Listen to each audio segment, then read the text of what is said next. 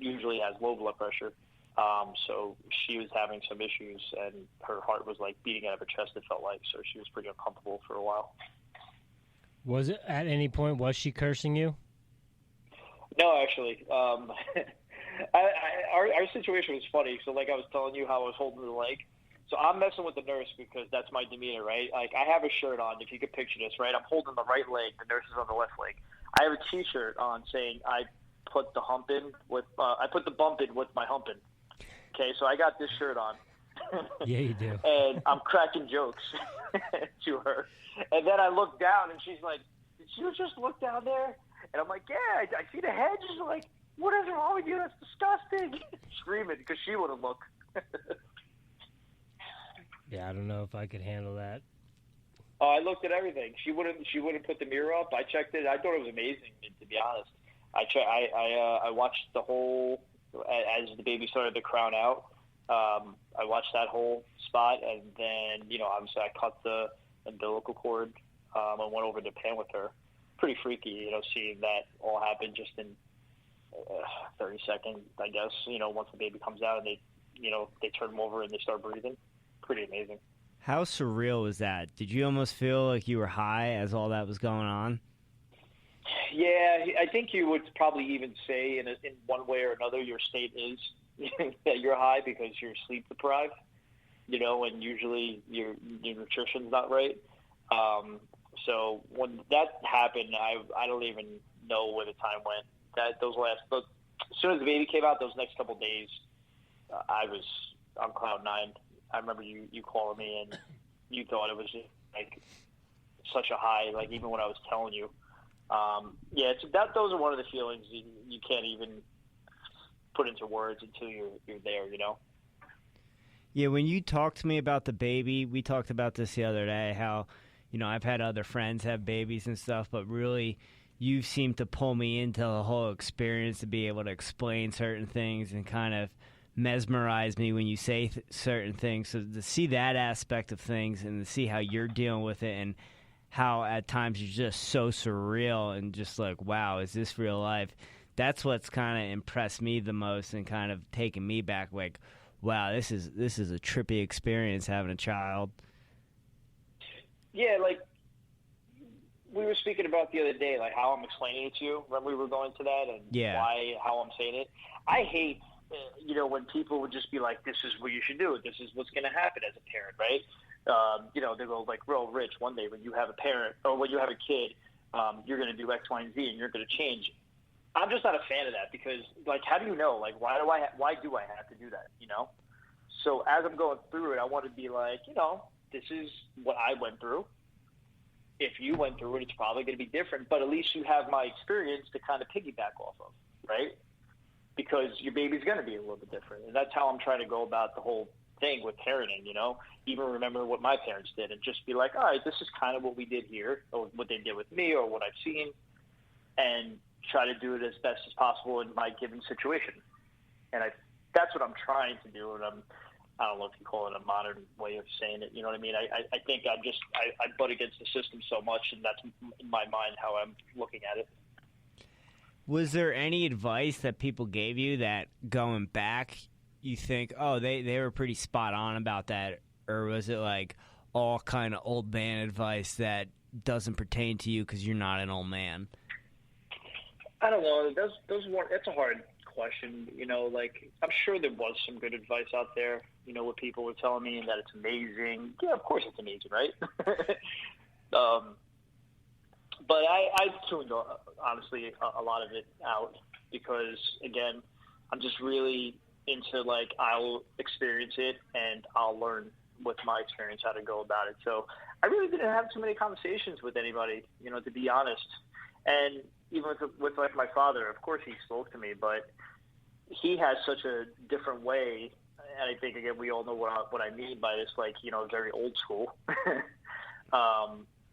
That I didn't feel like I was going to agree with much of what he said anyway. So I took it in and I was respectful about it, but I still really just went with what I felt and thought over time. So I probably did, but I really didn't take too much of it. And I don't even mean it in a negative way. I just wanted to go into it with a clear mind.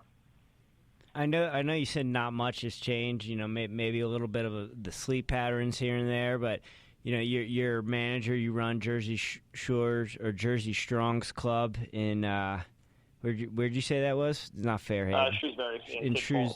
In Shrewsbury. Has that changed the way you approach dealing with people who work underneath you, or is it same Gucci? I mean, I don't think I've changed too much as a manager or anything like that. I'm a little bit more direct, a little more cutthroat, but let's get the work done because we have X, Y, and Z to do. Because at the end of the day, I need to make money. So maybe that approach has changed for me a little bit because now you're providing for somebody, right? So I obviously need to make sure I'm doing a certain amount of sales in my club every month because I'm providing now. It's not just for me. I know if I made X amount of dollars, I can survive off it with certain food. And again, we're talking to wrestlers who cut weight. I don't really need a lot of food.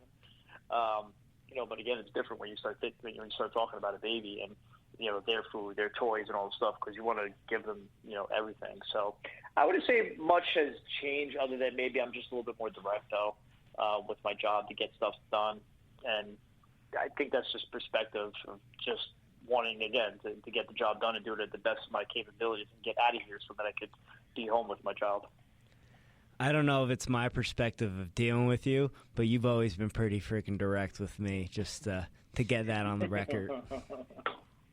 Yeah, that's why it's hard to say. I was already pretty direct, and everybody here. I have a staff of 13 trainers, so they all pretty know what needs to get done, and I'm really no nonsense. I don't mess around. I don't like to play games when I'm here. We have a job to do, and I want to be professional. So that much hasn't really changed, to be honest. Maybe just, I have a couple of trainers who are parents, and they come talk to me now about it and the experience. So that's really it, to be honest. Is that just something they teach in Edison? What part? To be direct? Yeah. They have a class at the high school called Hustle 101. Yeah. We definitely know how to hustle and give you a cool demeanor while we do it. But let's be clear. There's a clear distinction on people who go to JP and people who go to Edison High, correct? 100%. What is You've that? Now had, did you have the person from JP Stevens at any point on your podcast? No, but we're probably going to have to edit all this out now. Okay, so we're editing that part out. But you've had two people from Edison High on your podcast. What is the difference? Is there a difference? Or is that just you kind of tapping? No, it's a little bit of a joke, but, and I've told you this, and I'm sure if you asked, literally, you could ask this blind without even telling Mike that you asked me this. At the time, it's just Edison was a little more rugged, a little more tough. And again, I'm even different because I'm from Brooklyn. So, even though I was a kid, I still had family in Brooklyn and Staten Island, so I used to go there a lot as a kid. So even though I didn't live there too long, I still went back a lot. I would spend full summers there. I don't even know if I ever told you that. So I did still grow up somewhat on the streets of New York for a while, and then Edison. But with Edison, it's a pretty big town. So to give everybody an example, I don't know how it is over there in Denver, Colorado. The graduating class for the south side of Edison was about 650 kids. I look back, I probably remember 10% of them. Same thing for JT. They had about 600 kids that were graduating. But the north side was always a little bit more wealthier. Some of the sports, they were good at times, but for the most part, Edison was usually pretty more consistent with their sports. And I don't know. You could go back to the 60s almost with the beef that went on between the South and the North. Is there a distinct dividing line? Is there a train track or something? I think at one point there was, but again, you know how over time all that changed. I really think there actually was because I know of Metuchen because if you know the town Metuchen, it's a very small town in the middle of Edison, and there literally is train tracks when you know you're in Metuchen or you're in Edison. Yeah, didn't Espo wrestle for JP Stevens when I wrestled him? JFK Island. Oh, that's right. All right. Yeah, So he was in JFK Island, where that's the border of North Edison. Oh, okay. Yeah. So, kind of get a little off subject, but we're on the topic of Region 5, and we've had plenty of wrestlers on here, and we've talked about it, and figured I'd get your thoughts on the new region classifications and what you think about it. I mean, you take away from, I guess, like what we knew as kids, right? Growing up, and you have certain teams that you remember when you guys were in Region 6, and you were looking forward to those matches. It takes that part of it out, right? I mean, would you agree with that? 100%. Yeah. At the same time, I like to always try to think in a progressive way that, things were maybe a little uneven and they needed to change things up, but drawing a line down the state, I don't know if that was the right approach. Because you look at some of the districts and they're just so out of whack.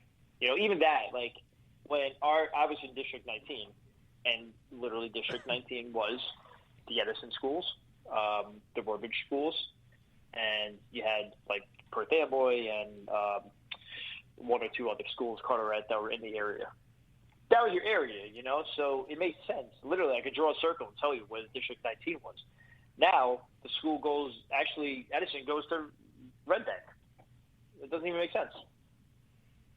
Yeah, they're literally like driving past two other districts to get to theirs. Yeah. I mean, you have schools, take it back to North and South Edison. Then not only are they not in the same district, not in the same region. How does that make any sense? Not at all.